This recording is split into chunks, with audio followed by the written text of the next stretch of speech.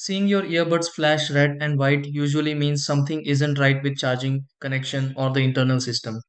With the Bose Quiet Comfort earbuds, this light pattern often points to a temporary error rather than permanent damage. It can happen if the battery isn't charging correctly, the earbuds aren't seated properly in the case, or the system needs a reset. Sometimes the earbuds appear unresponsive, or they won't connect even though they were working earlier.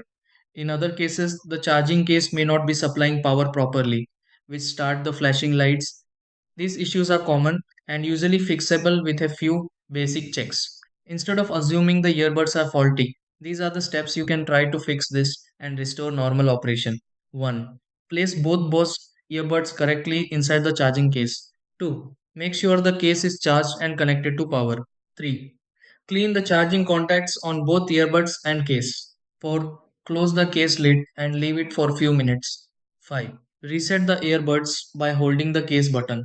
6. Reconnect the earbuds to your device via Bluetooth.